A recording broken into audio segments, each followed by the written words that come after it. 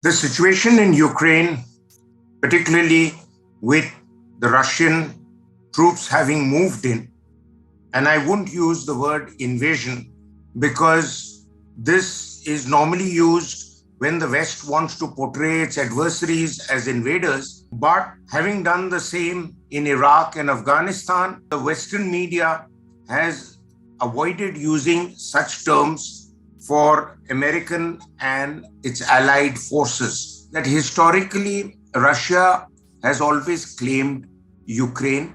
It was the place where the Russian Empire of the 9th century took its roots, and Kyiv was the founding place of modern day Russia. So, therefore, Mr. Putin has allied with his current day friend, China, and there is a new geopolitical world order that Russia has now decided to define. And the Americans, their inability to stand up to Russia, will now see the decline of American influence in geopolitics.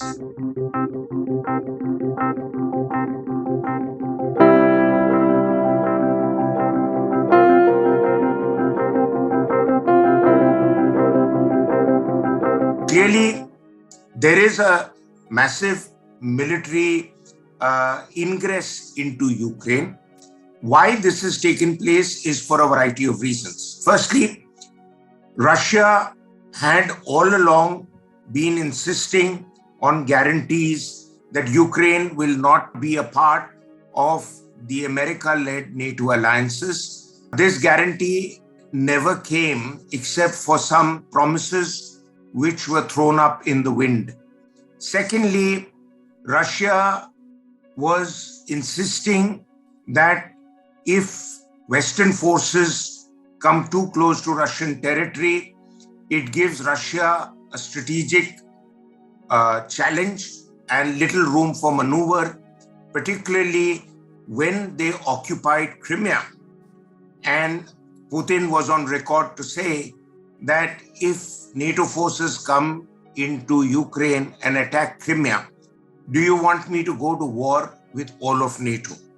And that today comprises of 30 odd countries, but its core elements were essentially 18 countries before the breakaway countries of the former Soviet Union also came on board of NATO. The second important reason is that historically, Russia has always claimed Ukraine. It was the place where the Russian Empire of the 9th century took its roots, and Kyiv was the founding place of modern day Russia. And Mr. Putin, who was at the receiving end of the breaking down of the Berlin Wall as a KGB operative in Moscow's Berlin station, saw the glee and the jingoism in Westerners when they saw the Soviet Union being crippled.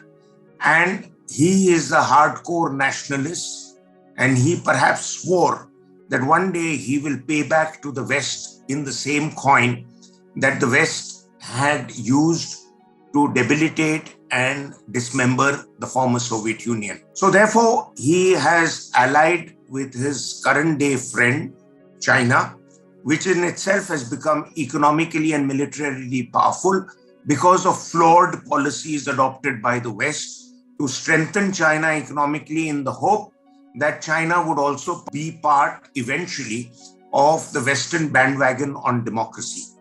China used the West and abandoned them, just like Pakistan often uses America and then abandons it. So the Western argument that Mr. Putin is flouting all the rules of the game needs to be understood in its entirety. So this whole romance with the Western notion of democracy doesn't really go down well with countries like Russia and China.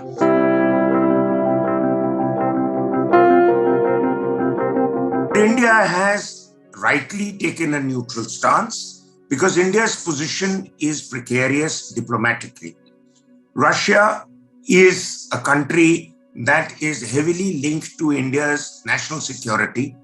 Weapon systems, weapon platforms, state-of-the-arms weaponry like the S-400 air defense systems, which can neutralize virtually every aircraft that takes off from Pakistan before it even hits the sky to try and come to India, or missiles. And the same applies to those of the Chinese in Tibet. This provides India a massive shield. It's a force multiplier. Russia is the only country that has given India a nuclear submarine on lease. That's a massive advantage to India when it decides to use the second strike capability in the event of a nuclear confrontation. Thirdly, Russia has provided India a string of weapons platforms, from Sukhoi fighters to MiG-29s to the aircraft carrier on which we have now, or armored vehicles and tanks. So we can't do away with that relationship overnight. What do we gain by standing on the side of the West? Nothing but platitudes. If you look at what the West has done vis-a-vis Ukraine, there were promises but hollow promises. And today, Ukraine's been made a scapegoat and a pawn in the geostrategic game that Russia and the US have played out. Russia knew that the US and its allies don't have the stomach for a good fight. John Simpson, the eminent BBC commentator, once wrote in a book after the Gulf War, the West likes to win winnable wars.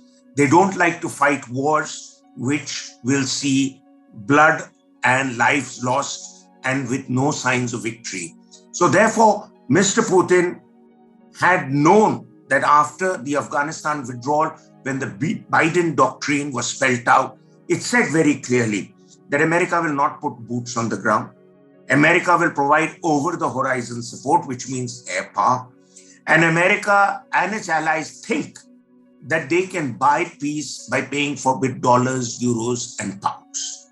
But, peace is a price you pay when you are willing to shed lives. History has taught us that.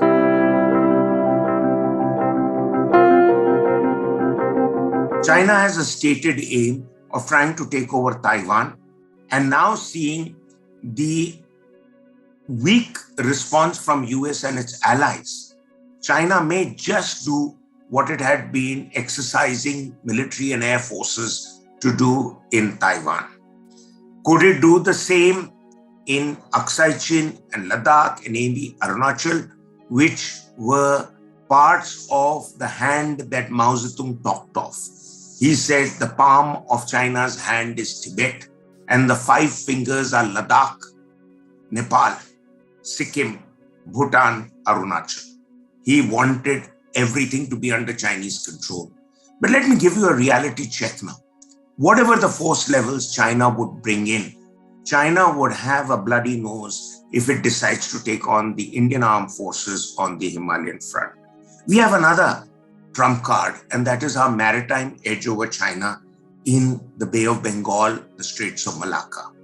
So we can put maritime pressure on them and get them to ease off pressure on the Himalayas. Yes, China has massive cyber capabilities, and what we have seen Russia do is what China could do in future conflicts, which means use hybrid war capabilities, which means cyber attacks, critical infrastructure attacks, attacks on communication systems, attacks on your banking system, and several other things to bring a country down to its knees. Now, that is a weak spot for India because A, we don't know how capable we are of withstanding massive cyber onslaught. Certainly, the governmental institutions have fortified themselves and protected themselves. But what about our banking system? What about our private airlines? What about our business systems where we have no reality check, and the corporates and the industries that are greedy are also at fault? They have been spending only on ensuring their profit margins go up. They have not been spending on securing themselves or firewalling themselves enough against what China could do. That is the new model of China's unrestricted warfare. We may be able to take them on as a nation state with our defense structure, but we may be crippled because of the game plan China has in play.